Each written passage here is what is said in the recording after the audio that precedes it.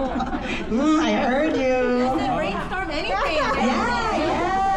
There's no judgment, guys. There's no judgment. Pero kung ako na siya sa asawa niya, natakot na siya, no? Oh. Liling-liling.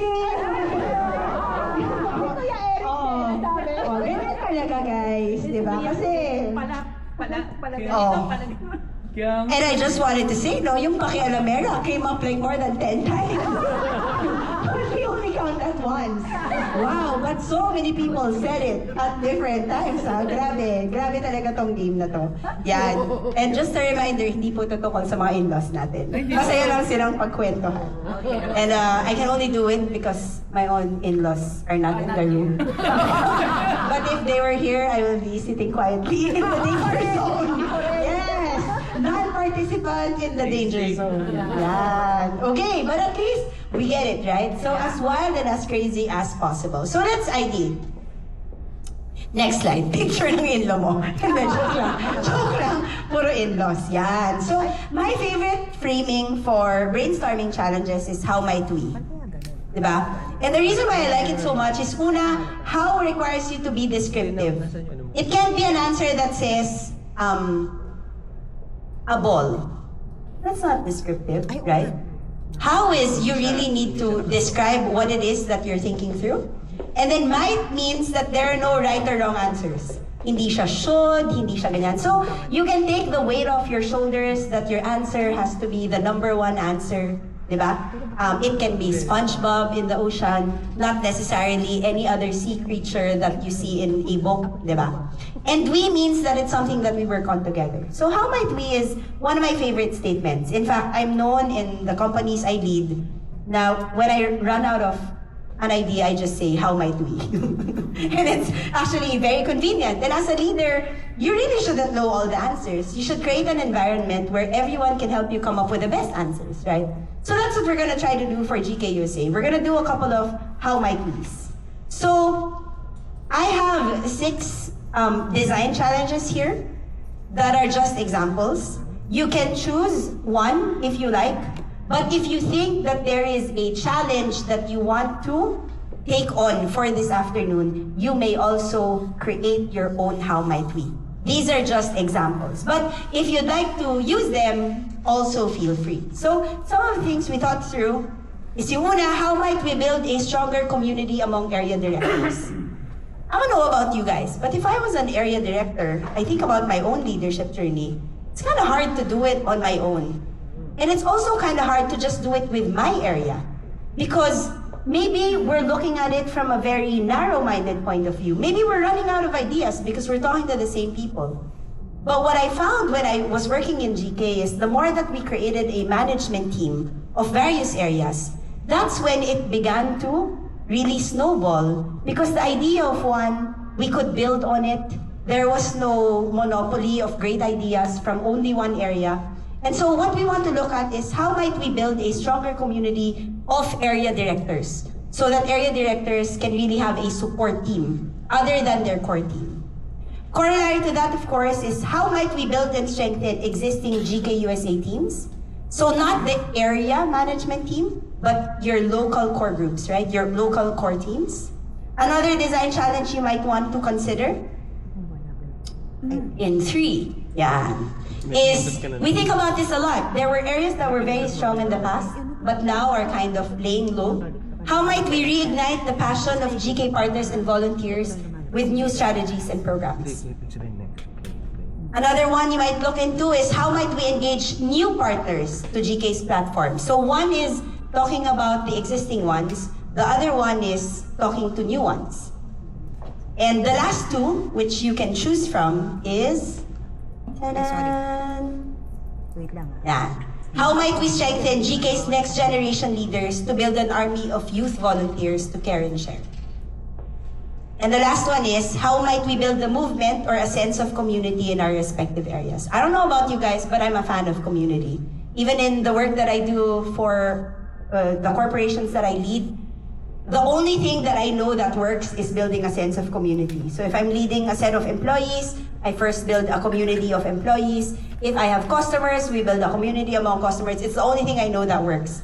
And it's actually also worked for me professionally, no? So what you want to do is, together with your team, pick out a design challenge that you like.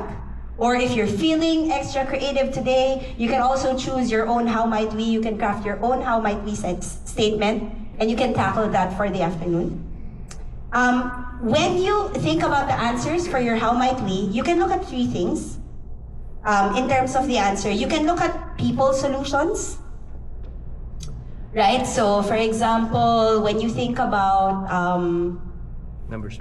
let's think about hairy, audacious goals. For example, building the next gen leaders. If I chose a people answer, it might sound something like, what if we engaged all dental hygienists? Sorry, because this was my lunch topic with my lunchmates, diba? How might we engage all dental hygienists in our area to get each of their patients to donate the same amount of money they do every year, but for one child in the Philippines? It can also be a tools answer. How might we use, diba? The answer might be a digital tool that will allow you to sign up and donate like 10% of your dental hygiene bill to Gawad Kalinga automatically, diba? Like as a top up, if you have 2,000, you give, what is 10%? 200. Natakot ako bigla. Baka mali, di ba? So, automatically, when you get the bill, if you sign up for the program, instead of it being 2,000, it becomes 2,200 because the 200 goes to a child in the Philippines or a process. And I get it? Yeah. So, you may choose any of the 6 or create your own. And what I'd like you to think about as a process is something like this, which is why you're in standing tables. So for part 1, what you're going to do is you write as many ideas or solutions as possible. This is where we'd like to use the 1-minute challenge, SpongeBob answers, Pakialamera answers. Talagang bumalik talaga dun eh, no? Yan, top of mind kasi, di ba? So each person has to brainstorm as many ideas as you like. Diba? So, I know that there were a limited set of pieces of paper in your table. We have so much more here, so you can also grab them. Please don't be limited by the pieces of paper because we have plenty. The goal is to get as many ideas out as possible. So that's for the first 10 minutes. We don't have a wall, but instead we have those tables. So you can stick it on them. So that's the first 10. The second is you go around your table and you add or build on that idea. So if you see on something you like and it sparks another idea, you can add to it. So that's what we're going to do. So what's going to happen is we're going to go round robin around the crazy tables, right? So after you do your first 10 minutes, what we're going to do is go around the table. So si group, si Verdant Grace, mapupunta sa table ni Mapagbigay, di ba? And you just add on ideas. We go around. Yep. So you look at the idea and you build on them. And then on the third round, we're going to consolidate and group them. And lastly, we're going to give you little stickies. This is where it's fun. I don't know where it is. Little pieces of paper. Every person gets 3.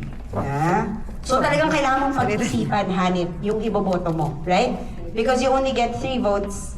If you're nice to us, we can give you 1 more. No, I'm just kidding. You may negotiate if there's really an idea that you like. But the goal is to go around the tables and to find the 3 best ideas that you absolutely want to support.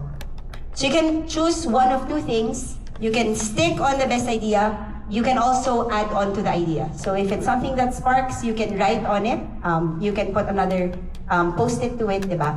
And what that's going to do is it's going to quickly tell us which of the ideas pop out for everyone, which of the ideas people like. But I especially like the ideas where only 1 or 2 like it, because it's not a popularity contest. Hindi naman siya Miss Universe, right? And sometimes actually, the ideas that don't get chosen, or the idea that only 1 person chooses, is actually a really good one. So the reason why we're going to put it there is we'll also submit all of that to the board for their consideration. But what it gives you guys is a whole menu of things that you can do in your area, right? Outside of what you normally do. So this is going to be the process. Because as I said, I'm just trying to solve you guys getting sleepy. Because I actually can call Bayani Challenge already. I've seen a couple of eyes falling. Yan. But if you're going to be standing and brainstorming, I think we'll quickly solve that. So we'll do this, and I'll leave you with one thought. This is one of my favorite images of all time. Ta-da! Yan. So they call these bags, diba? So what we want to come out with, guys, are bags. But, I mean, if I go to your table and all your answers are things that we're already doing today, ang makukuha nyo ay balagbag. Diba? Diba? Kaso lang, how do you explain balagbag in English, guys? They're only laughing because we're laughing. But how do you explain? O, Englishin mo. Hindi ko pa. Failure. Ano ba yung balagbag? Failure? Wow! Si Leslie, ano ba yung balagbag? Eto dear, balagbag! Ganyan. Oo, yan. Diba? So what we want are, parang batok. Ito, balagbag. Right? So what we want are bags. Big, hairy, audacious goals. They need to look like that. With crooked teeth. Diba? Kasi na-inspire talaga ako dun sa hygienist natin. And this Yan. starts with how might we, right? Yes. And then your idea.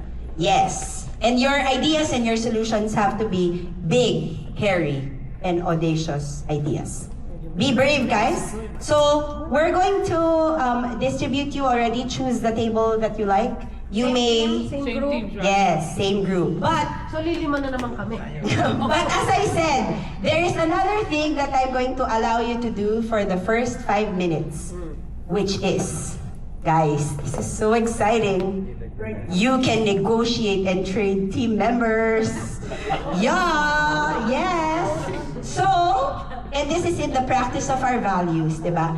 If you feel like your team might be doing groupthink, diba? You're kind of thinking along the same lines, and you want to adopt like, I don't know, crazy, retarded ideas. I know someone who will volunteer. She was wearing a tiara yesterday. Yeah, you can get her, diba? So, we're gonna use the first 5 minutes because what you want is to look at your team, take a hard look and say, are these the resources that we need? And look at your team and say, hey, maybe we're a little too much of us are the same, right? And maybe we need to get 1 or 2 of those, right? Maybe we're the same age, the same gender, the same preference, the same area. I don't know how they grouped you. So for the first 5, I will allow you, first please go to a table that you like with your original team. And then 5 minutes to negotiate your teammates. Pwede nyo ibenta. We're down by one. Sumama sa amin. We're down one. Jeff, Someone has to you want it with us or with someone else? They're getting me. We're one short. Okay, so first 5 minutes, please. Ang sarap kapil natin. 30 siya per sheet. Yan. 30 siya per Do you want to trade your teammates, guys?